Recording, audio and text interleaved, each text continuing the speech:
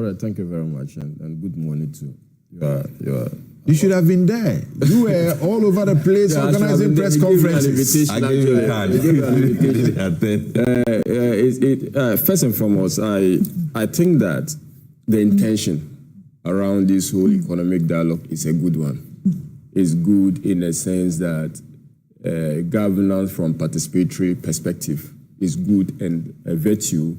In fact, it's one of the tenets of participatory democracy to, from time to time, bring people to discuss and arrive at a consensus on how the nation should be governed, especially pertinent issue of economic governance. It's important that you build consensus on them. So to that extent, and much more so because it was a promise they made to the good people of Ghana within the 120 days that they are going to convene a national economic dialogue to engage the good people of Ghana on the way forward. It's good. But I also side with my senior brother to the fact that when you are given a mandate to rule, you come with very clear interventions, problem solution, and then you then discuss those. You don't go and throw the whole economy to the good people of Ghana and say, let's discuss and come to a solution of how we address the issues. And that is the point that I think that the government could have, it should have been a guided dialogue where people would come with a very clear interventions to address certain problems that I didn't see. But it was 6 areas, thematic areas. I mean, the thematic and areas, they read and explained to the people. It's like telling us that let's go and decide agriculture. Let's go and discuss education. Let's go and discuss macroeconomic stability. That was the areas. But if you come to identify the problems in agriculture, these are the linkages problem, these are the value chain problems. Let's discuss them. This is our proposed solution. Determine the viability of our solutions and profile alternative solutions. I heard the Agric minister. She was talking about the problems, the gaps, and even went to alumina, how we can produce by ourselves rather than take the raw material out and then go and buy and bring in. You know, she was talking about all of these things. I mean, I'll come to even talk about their communique, which is like the summarized version of what we expected. Admittedly, they mentioned the fine details will be out, will be presented to the president, and probably the good people of Ghana will get to also read that. But like you said, you took the wind out of my sail. Not even one single thing you will hear from the dialogue that sounds striking new. Not even one. If we take the macroeconomic to inclusive growth with sustainable, inclusive and sustainable growth, infrastructure, every single one of it has been tested, has been mentioned, has been profiled by previous governments. Not even one single one, except the decision now that the only new thing that they want to revise VAT. VAT is already to revise it. Possibly the only interpretation is to increase it. That is the only possible interpretation we can give to the VAT. They even including it as part of the key things to discuss or as part of their communique. So, for instance, you are talking of coordination between fiscal and monetary policy. We've gone through that. You are talking about the fact that you want to review the forex regime. In fact, at a point in time, we had to go over black market people. We had to introduce safeguard about forex exchange. Retention policies by corporations. We've discussed all that as a country. We are going to about reforming or overhauling the PFM Act or system to ensure that we are able to, align with our Fiscal Responsibility Act.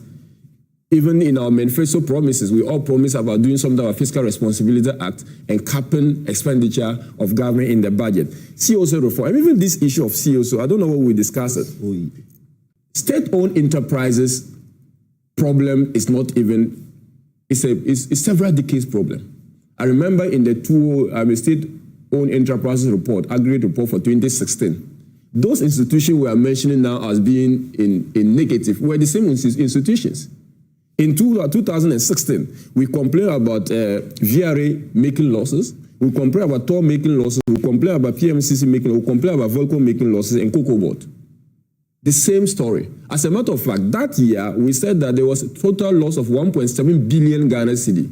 And those that made profits was about 1 billion. So there was a net loss of 791 million Ghana cedi net loss. So the same problems we are having. Today, we are discussing the same state-owned enterprises as being in debt.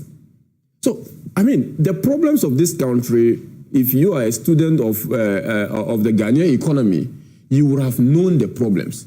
The only thing we are lacking is that novel cutting-edge solutions that will propel us to the stage that we want. We'll talk about expenditure rationalization. He has, even in academia, he has professed some of these solutions on radio, on television, whenever he's called upon to engage the country on the way forward. So the difficulty I have with that is, could we have done without it? Considering the outcome, my answer is yes. In my line of work, we push paper and we keep people's confidences. But let me tell you this, I've spoken to some within your party who are into business, who are actually in the finance area and economics area. And they say, what Mahama is doing is what you missed, Asin Akufo-Addo missed, by not bringing the people on board. And that what he's doing, he's going to get a lot of credit and goodwill, which also helps the economy itself, even the optics. Council, the problem with that, we had Senchi. It's not different from the economic dialogue. But what did the Ghanaian people face? I agree that there are some people who will love to have being part of the whole discussion and government bringing him in to be part of the table. There is also a particular president who believes that, look, the Ghanaian people have elected you to solve problems. If you did not have the solution to it, we don't know it all. That is a fact. But if the people have entrusted you and believe that your solution, the manifesto you presented to them was a good one, and they voted you, go ahead and implement the manifesto. You may get certain things wrong, but that is why you have the institution of parliament. That is why you have the oversight rule parliament will support, and that is the people representatives. Okay, so people may look at the optics of it and say that Mr. Mahama is getting goodwill because he's bringing, but this is not the first time Mr. Mahama is bringing people together to discuss the national economy. We've had Senchi, but Senchi did not deliver the good that we wanted. Okay, we had Senchi, and Senchi fed into the homegrown policy, and the homegrown policy was what was fed into the IMF program, but the IMF program has been implemented, but we are back to the same point. We had the PCPEC program. They argue that the IMF program, which was formulated on the Senchi report, is what kept the economy in the first term of the MPP administration that you like to project to the world that you did a good job. Akufo-Addo repeatedly tells the world about how he did well, particularly in the first 2 years. Granted that was what fed in. I'm saying that the government also has some consultation that fed into the IMF program, the extended credit for the PCPEC. It was an engagement with industry players, stakeholders, CEOs. That doesn't suggest that the government was not engaged. The PCPEC was a collaborative document. So there's nothing wrong with this? There's nothing new that, people may differ in the approach, that you bring people to the whole of Ghana to one conference room. Some people will want to do it in terms of group meetings, meeting the academia, going to meet the traders, the approach may differ. But let's not create a sense that this is the only time a government is engaging the good people of Ghana in terms of drafting an economic policy. And I give an example. The most recent is the PCPEC program. So anyone's wanting to suggest that Mr. Mahama's approach, people might have had problem with the approach of Nana Akufo-Addo because there are certain things they believe that bring it to the Ghanaian people. Let's discuss, for instance, e-levy. I sincerely feel that the Ghanaian people thought they did not have a deliberative and comprehensive discussion and consensus building on it, and it was implemented. There are some pockets of intervention that we can disagree on, but on the economy at large, or the whole economy, I don't think that what was done in terms of the National Economic Forum was totally different from what was done in generating the PCPEC program. Okay. But in any case, even on Galamsey, I think the MPP regime held, stakeholders meeting, brought Asante and everybody to try and get ideas.